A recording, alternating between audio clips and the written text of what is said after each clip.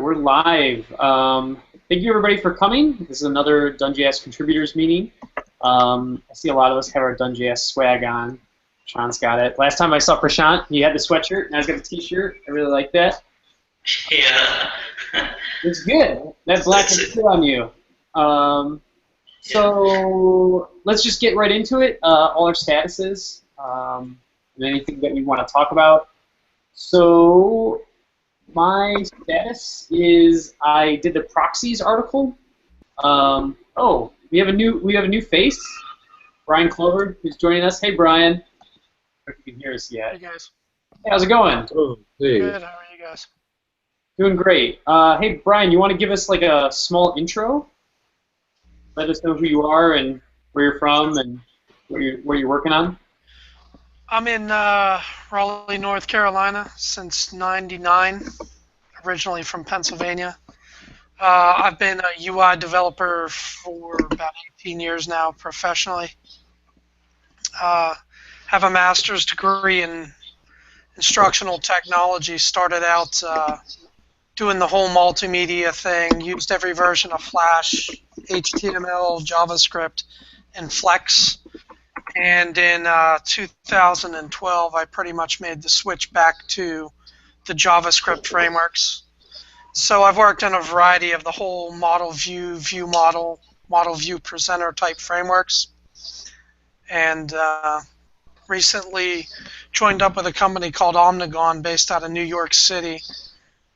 And they use CanJS and DoneJS, so I'm now trying to get up to speed on those frameworks.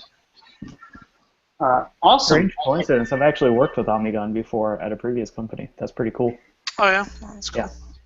Small world, especially in UI development. Certainly. But, Chris is from Charlotte too, so kind of almost in your neck of the woods. Yeah, I've done some work down in Charlotte over the years. Yeah, neck of the woods, that's a weird saying. What is a neck of the woods? Yeah. Charlotte's a whole other Sunshine. world than Raleigh too, so. Cool. So yeah, thanks for joining us. Really what we do at these meetings is all of the core contributors and a few of the Bitovi people who are working at the time, like right now on open source, we just kind of come and give our kind of weekly status of things that we were working on or things that we're going to be working on. For everybody who's here, if you're not speaking, please mute yourself just because it keeps the video jumping from one person to the next.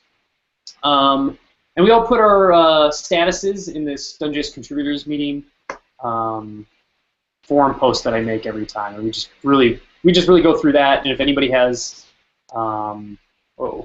recursive, if anybody has things to talk about, ideas they want to just chat about, there's a good time to do that at the kind of the end of everybody's status update. So my status update for this week is I released that proxies article mostly to try to convince. Well, Chrome is. I actually wrote it a long time ago, and before Chrome started adding proxies. But proxies are going to land in the next version of Chrome, which is really exciting. What we really want proxies for with CanJS is to remove the need to go through .atter or to have to define everything with getter setters. Sheriff, who's not here, who's a contributor, he's working on a version of CanDefine plugin that uses getter setters. I worked on a little proxy-based version, but proxies really aren't viable until I think probably Safari adds them for iOS. I mean, that's the big problem, is that desktop support will be really good, probably within a year, like almost everybody, because Edge will have it. But without iOS, without Safari and iOS supporting it, proxies are not really viable yet for us as a framework. I also worked on a locate macro for Steel.js. What this makes possible is to locate a module from another module in package.json. So if you have like one less file that's importing another less file in another package, that didn't work. Now that works, but Matthew and I aren't super satisfied with this. So I don't know I'm probably going to work with him to get a good solution, hopefully next week. I updated the guides. Brian actually reported there was a bug with the guides. I noticed that, David, you and I have to look at it. The zip files aren't running all the time. I don't know if like the continuous integration that we have set up, there's some case where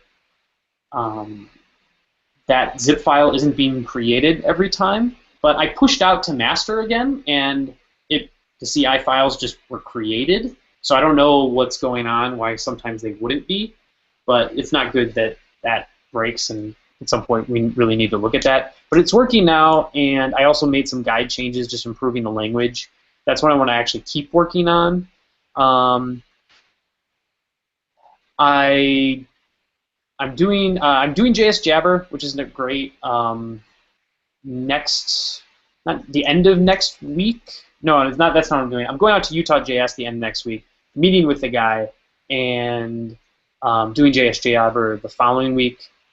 We're also changing our meetup strategy a little bit. We're going to focus on like specific cities instead of just scattershot every city. So the big cities we're going to be focusing on are New York and Boston, kind of as one combined city, the North Carolina area, and the Seattle meetups. So basically, me, Matthew, and David will be, and Julia, who's not here right now, will be pairing with other people at Bitovi, trying to do every meetup in the area, and then driving those people to the full-day trainings of DoneJS. And then I'm just going to keep working on the API docs and guides. That's something that I'm kind of doing in the background. And hopefully work with David to get another CanJS release, because the release that we just made created another bug that someone found, so we need to get another release out. So that's my status update. How about we do status updates by longitude? This might be hard. Wow. We'll do a best guess here. Which way?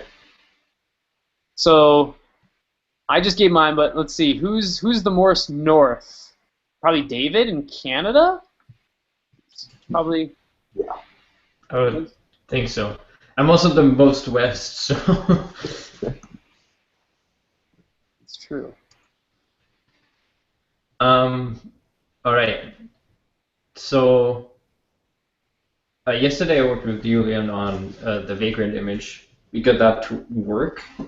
We found one thing that the live reload FS watch doesn't always work, which is why a lot of the other live reload plugins have like a file pooling fallback. So we may have to look if that's something worth adding to Steel Tools live reload. But yeah, the rest of the Vagrant image is working.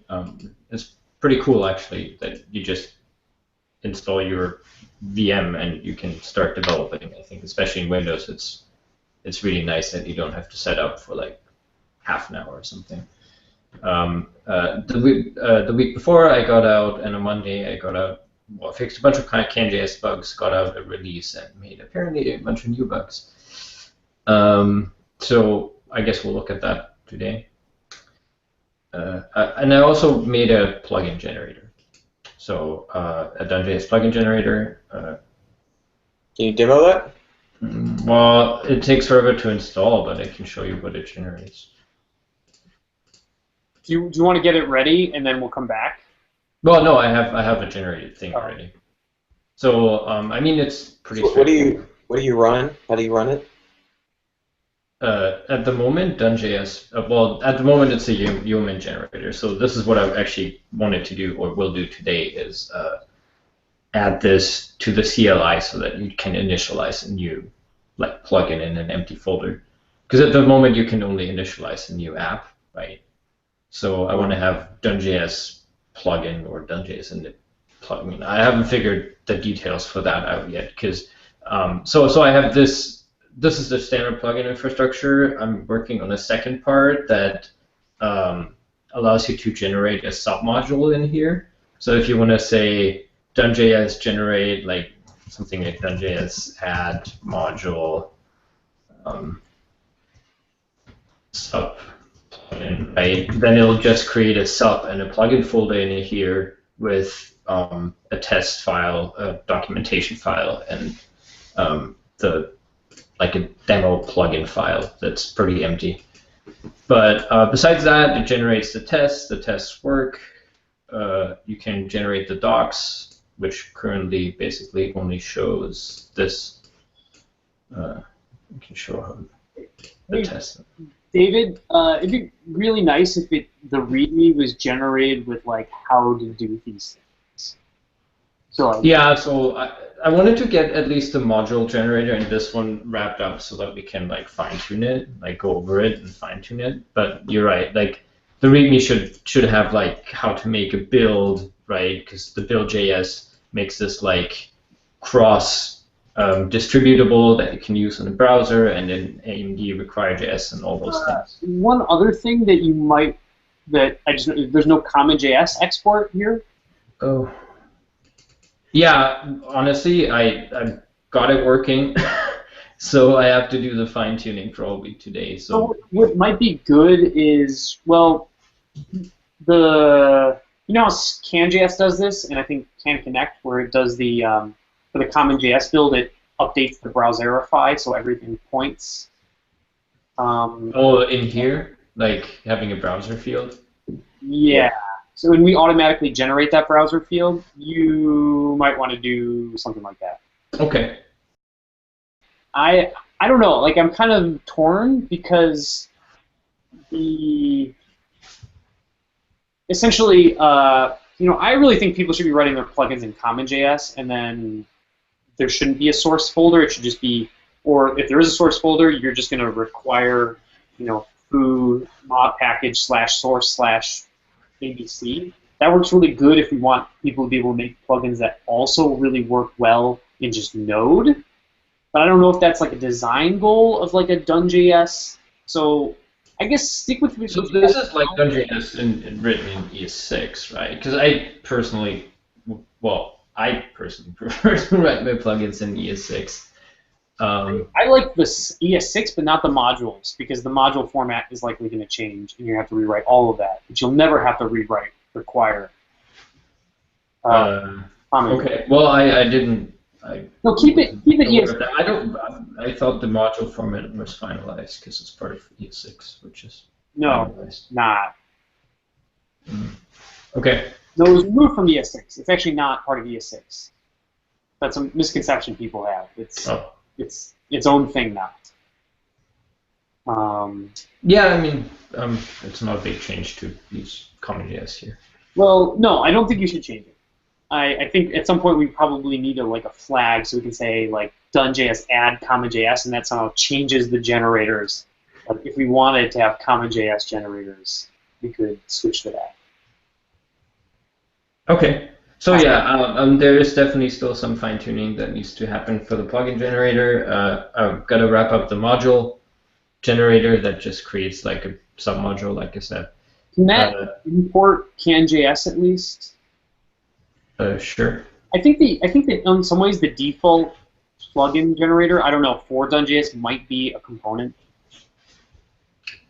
Okay. I don't know how you guys feel about that, but I feel like. Well, so that's why I actually made it part of the DoneJS generator, because you're still able to say like DoneJS add component in here, right? And then it'll create a component for you.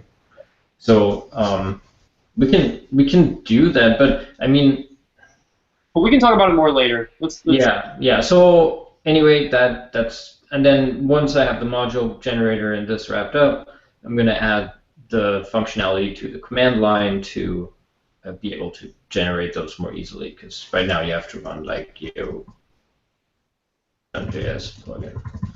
So obviously we're gonna change that to make it usable with DoneJS CLI. Cool. Anything else? No, nothing I can think of. All right, so who's, it probably would have been me, but then I think probably Colorado is next, so Ryan,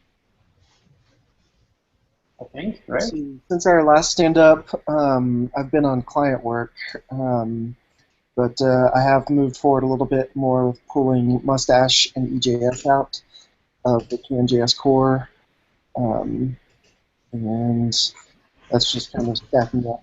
I'll be pushing out 3 new repositories, and it's just going to be one big push someday here soon.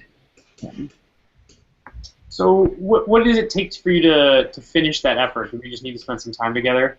Let's see. As far as getting the stuff out of CanJS, there's 2 test files that I need to update, and it's really just rewriting EJS and Mustache templates that are used in the tests as stash templates, and making sure that I'm not getting rid of useful tests.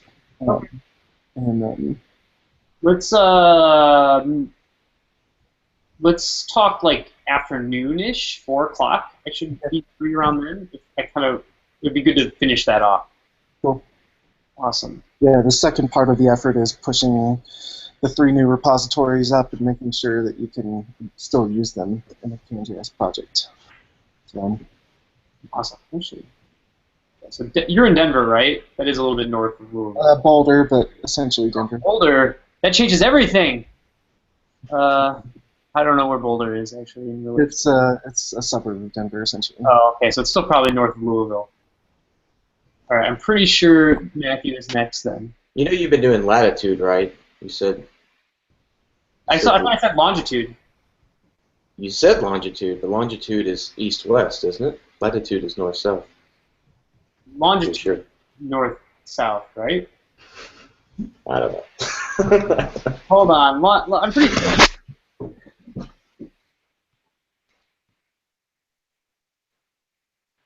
Oh, it's a vertical line. I'm an idiot. That's Wow. what I thought. All right. Well, we're doing latitude then. Sorry. Have them confused. All right, we're doing latitude. Okay. Here, I can demo my thing. Share my screen. So I've been working on making it so that Steel will load package.json files kind of as it finds them rather than all at once. So this is just the Hello World DoneJS app, and we always load like the top level package JSONs anyways because we need those for configuration. But doing this now reduces us down to only 13 requests, whereas before it would be, I don't remember the number, but more than that. So yeah, so it does that now. You don't need to use npm ignore anymore and all that kind of stuff. So pretty cool. So now I'm going through the chat guide to verify there's no bugs. I would guess that there might be some live reload kind of bugs, even though I haven't run into them yet. But that's my doing the rest of the week. And then I'm going to do place my order next. Awesome. Great. All right. So move on from Louisville. Then. Oh, actually, James, where are you? You're south of St. Louis, though, right? You're like Carbondale or something? Yeah, Carbondale. It is a little bit south, yeah. Carbondale. Yeah, you're probably next, because Charlotte and Durham, you're probably right here. So you're next. Okay. As in now or next? Yeah, now. Sorry. Okay. I'm finishing up the JSBN-esque saving of the Room Planner app. The last week was going through Bookshelf, trying to get that to work and running into walls after wall after wall. So I switched it up to SQLized.js, but that was kind of a maintenance nightmare, and the syntax isn't that great, whereas Bookshelf has great syntax. So I found another ORM called Objection, and that one's working really well. It does everything I need it to do. and the syntax is great. So that's moving along very quickly now since I got through that, and I will be closing several issues today. The plan is by the end of this, probably by the end of tomorrow or early Friday, that the first code sprint thing will be done. Sweet. Great. Cool. So, Brian, where you said you're Durham? Oh, you're muted, or I can't hear you.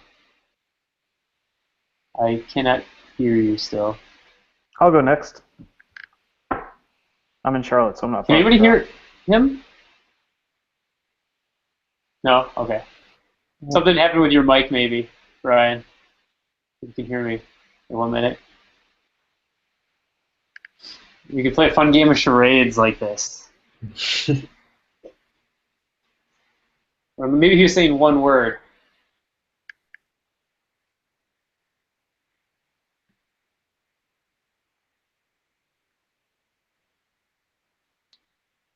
Still not working.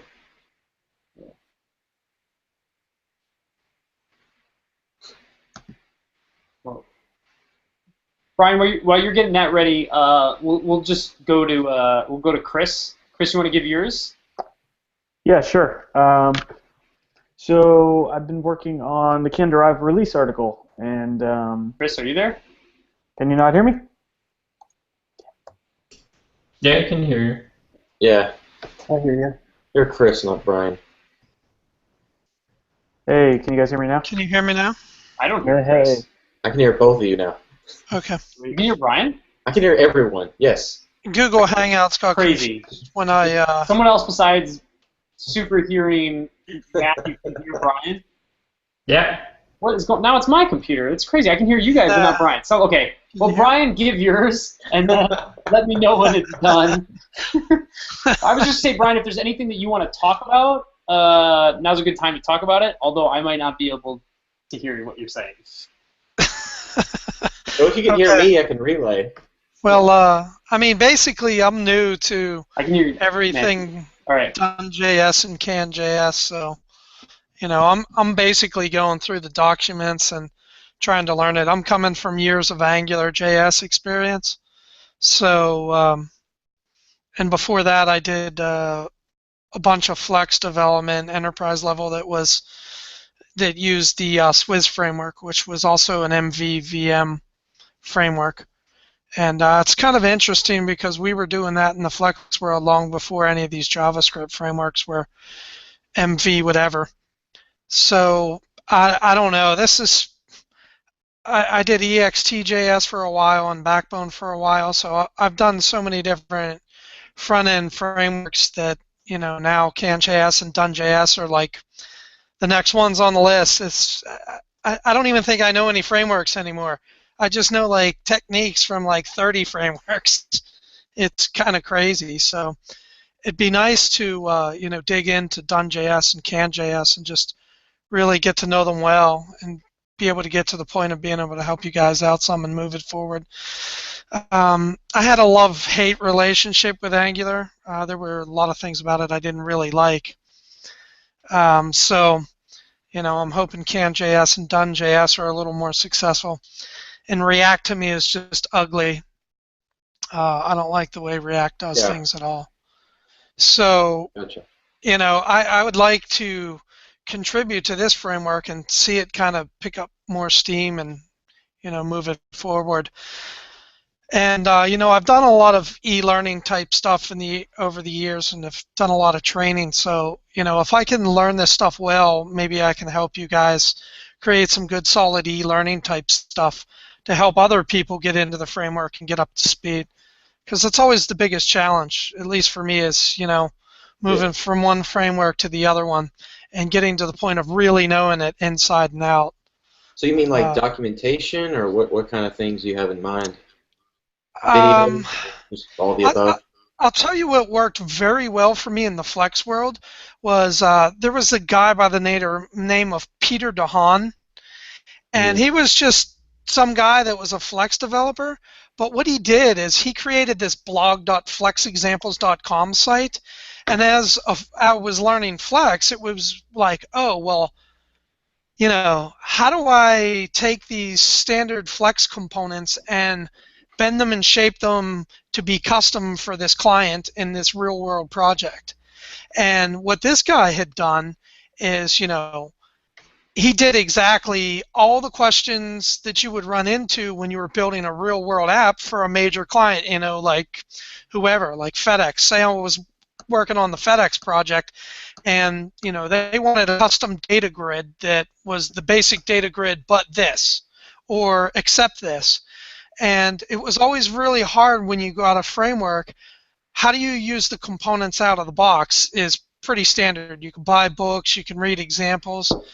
But when it became really difficult was, well, how do you customize it and make it something unique for your client? Because nobody wants the out-of-the-box solution, right? Mm-hmm. At least that's my experience. So what was... No, I'm sorry, go ahead. What was really helpful was this guy, as he worked through these real-world problems, created this blog.flexexamples site, and say I needed to, make a custom combo box and style it, I could go to his site and I could search for combo box, and every real-world example that he ever came up with, what he did with a combo box, or a checkbox, or a data grid, or a tree component, or a chart, or a graph.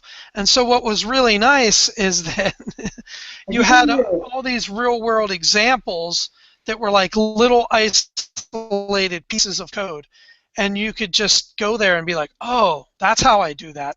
And so what he gave you was basically all these little puzzle pieces that you could then take and build real-world applications from all these little self-contained examples.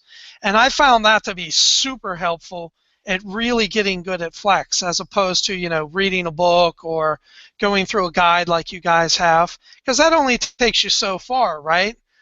And the real challenge is how do you figure out how to do custom stuff in your day-to-day work? That's where a framework gets tough. Okay. I think that sounds good. We have that in CanJS a little bit. We have something called recipes, which is kind of like that, but we don't have nearly enough of them, and they're older, to be honest. And I don't think we really have them for DoneJS as a whole, so I think it's a great idea, for sure. I mean, that's kind of, and there's so many different pieces and parts of things. Just the other thing is like, how do all the pieces of the framework really glue together, and how do you communicate the separation of concerns to build a proper architecture that can scale well? That's the other challenge I find. So anyway, as I dig into this and learn about it, hopefully I can help you guys create some of those training pieces.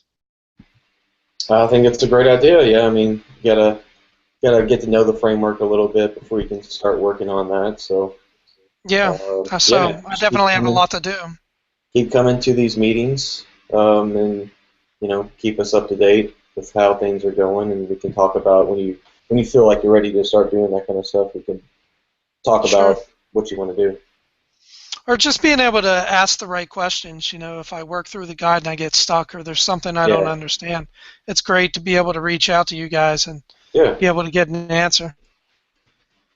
If you wanted to do that kind of thing on I don't know if you have your own personal blog or if you wanted to start one, that would be awesome as well. Versus having all resources on on our domains is not not always the best. It's good when you have more community stuff out there too. So I mean I have a web server that's totally under my control. That's pretty much empty. So I could definitely create a domain and start putting up examples. That would be very awesome. I'm glad I can hear you now, Brian. Sounds like you guys had a good conversation. I don't know what the previous half was, but I'm sure it was awesome. Thanks. I'll let you guys go. That was a pretty long update or status report. So. Oh yeah, no worries. We got one final person, and that's the most southern person here, and that's Prashant. What's up, Prashant? What city are you again? Yeah, hi. What city are you in again? Oh, this is, I'm in Bangalore. Bangalore, that's right. Yeah. Tech capital of India, the Silicon Valley of India. That's correct. Yeah. Okay, okay. So, I'll go ahead with my status. So, I have been working on issue 962, which is about removal of deprecated APIs. So I had a meeting with Justin a couple of days ago, wherein we worked on removing CAN models, model and models functions. So we basically managed to put CAN.model in its own repository. I mean, Justin actually did that, and now we have CAN.model in its own repository. There are a couple of tasks that are still left out, which is I have to update the master's documentation, and I have to remove the CAN.model in the major branch. So those two tasks are still left out. I'm planning to complete them this week. That's my plan for this week. Awesome.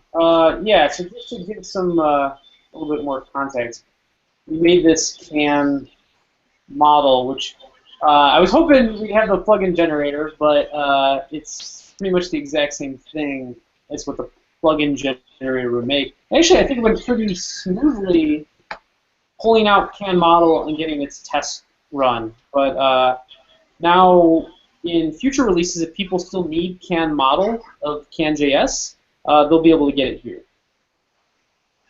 And all the tests pass, we got the whole build thing working. It's pretty nice. Cool. And that was awesome. Yeah, I look forward to meeting with you. Just create a meeting invite, and we'll probably be able to talk next week. Sure, sure. Thanks, Prashant. All right, is there anything else? Well, good meeting with everybody. I look forward to talking to you next week. All right. See you all. All right. Thank you. Okay. Thanks, Brian. Bye-bye. See ya.